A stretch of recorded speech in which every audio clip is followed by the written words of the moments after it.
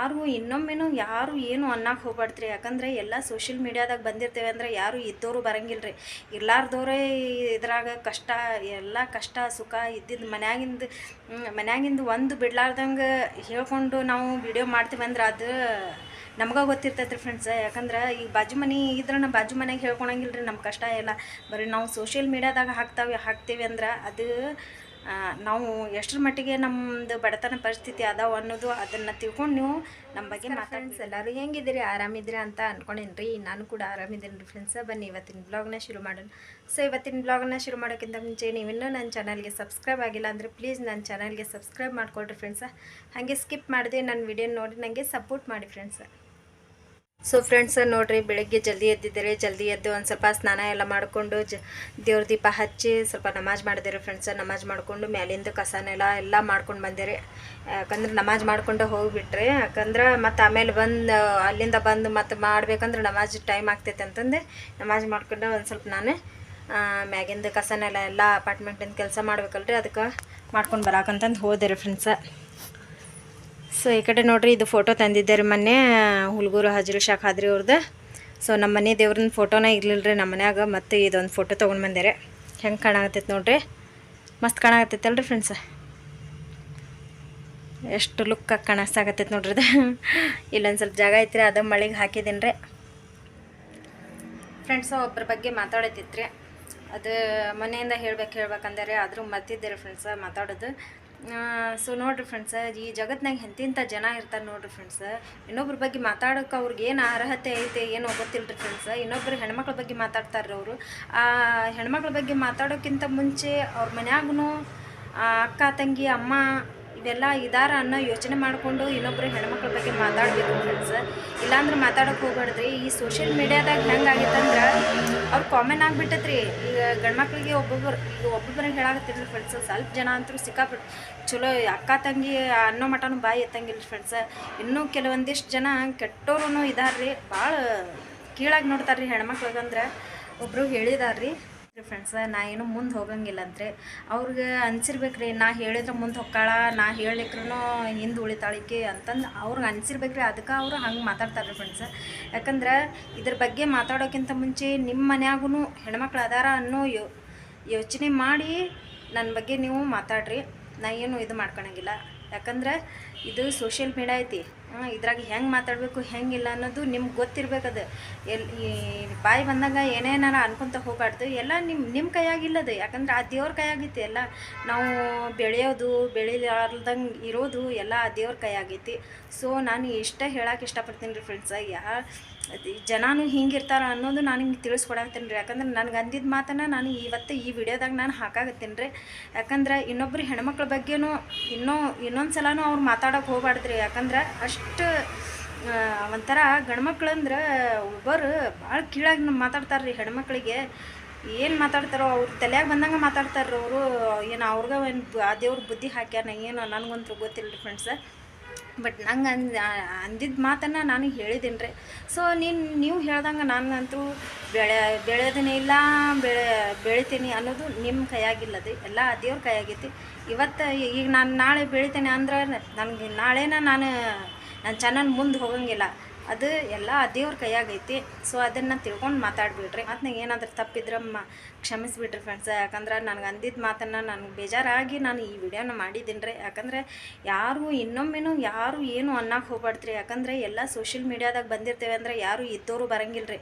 ಇರ್ಲಾರ್ದವ್ರೇ ಇದ್ರಾಗ ಎಲ್ಲ ಕಷ್ಟ ಸುಖ ಇದ್ದಿದ್ದು ಮನ್ಯಾಗಿಂದು ಒಂದು ಬಿಡ್ಲಾರ್ದಂಗೆ ಹೇಳ್ಕೊಂಡು ನಾವು ವಿಡಿಯೋ ಮಾಡ್ತೀವಿ ಅಂದ್ರೆ ಅದು ನಮ್ಗೆ ಗೊತ್ತಿರ್ತೈತೆ ರೀ ಫ್ರೆಂಡ್ಸ್. ಯಾಕಂದ್ರೆ ಈಗ ಬಾಜು ಮನೆ ಇದ್ರೆ ನಮ್ಮ ಬಾಜು ಮನೆಗೆ ಹೇಳ್ಕೊಳಂಗಿಲ್ಲ ರೀ ನಮ್ಮ ಕಷ್ಟ ಎಲ್ಲ. ಬರೀ ನಾವು ಸೋಷಿಯಲ್ ಮೀಡ್ಯಾದಾಗ ಹಾಕ್ತೇವೆ ಅಂದ್ರೆ ಅದು ನಾವು ಎಷ್ಟರ ಮಟ್ಟಿಗೆ ನಮ್ಮದು ಬಡತನ ಪರಿಸ್ಥಿತಿ ಅದಾವ ಅನ್ನೋದು ಅದನ್ನು ತಿಳ್ಕೊಂಡು ನೀವು ನಮ್ಮ ಬಗ್ಗೆ ಮಾತಾಡ್ಬಿಡ್ರಿ. ಏನಾದರೂ ತಪ್ಪು ಮಾತಾಡಿದ್ರೆ ನಂಗೆ ಕ್ಷಮಿಸ್ಬಿಡ್ರಿ ಫ್ರೆಂಡ್ಸ. ಈಗ ಬರ್ರಿ ಫ್ರೆಂಡ್ಸ ಅಡುಗೆ ಮಾಡನ್ರಿ. ಅಡುಗೆ ನೋಡ್ರಿ, ಅನ್ನ ಐತ್ರಿ. ಈಗ ಅನ್ನ ಅಂತೂ ಮಾಡಂಗಿಲ್ಲ ರೀ. ಈಗ ಬೆಂಡೆಕಾಯಿ ಪಲ್ಯ ಮಾಡಿ ರೊಟ್ಟಿ ಮಾಡಿ ಬಿಡ್ತೇನೆ ರೀ ಫ್ರೆಂಡ್ಸ. ಒಂದು ಸ್ವಲ್ಪ ಆಮ್ಲೆಟ್ ಹಾಕ್ಬೇಕ್ರಿ. ಆಮ್ಲೆಟ್ ಒಂದು ಮಾಡಿ ಬಿಡ್ತೇನೆ ರೀ. ಟೊಮೆಟೊ ಸಾರು ಒಂದು ಮಾಡ್ಬೇಕ್ರಿ ಇನ್ನು ಫ್ರೆಂಡ್ಸ. ಈ ಕಡೆ ನೋಡ್ರಿ ಬೆಂಡೆಕಾಯಿ ಪಲ್ಯ ಮಾಡಾಕತ್ತೇನೆ ರೀ. ಈಗ ರೆಡಿ ಆಗೈತೆ ರೀ ಬೆಂಡೆಕಾಯಿ ಪಲ್ಯ. ಇನ್ನೊಂದು 2 ನಿಮಿಷದಷ್ಟು ನಾವು ಕುದಿಸಿ ಇದು ಬೇಯಿಸ್ಬಿಟ್ರೆ ಪಲ್ಯ ರೆಡಿ ಆಗ್ತೈತ್ರಿ. ನೋಡಿರಿ ಎಷ್ಟು ಮೆತ್ತಗಾಗ್ಯಾವ್ರಿ ಇದು ಬೆಂಡೆಕಾಯಿ. ಸೊ ಲೋ ಫ್ಲೇಮ್ದಾಗಿಟ್ಟು ನಾವು ಇನ್ನೊಂದು 2 ನಿಮಿಷದಷ್ಟು ನಾವು ಬೇಯಿಸ್ತೀನಿ ರೀ. ಈ ಕಡೆ ನೋಡಿರಿ ಟಮಾಟಿ ಸಾರು ಮಾಡಾಕತ್ತೀನಿ ರೀ, ತಿಳಿ ಟಮಾಟಿ ಸಾರು.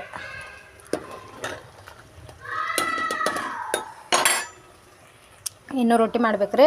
ಅನ್ನ ಅಂತ ಐತ್ರಿ ಮಧ್ಯಾಹ್ನದ್ದು,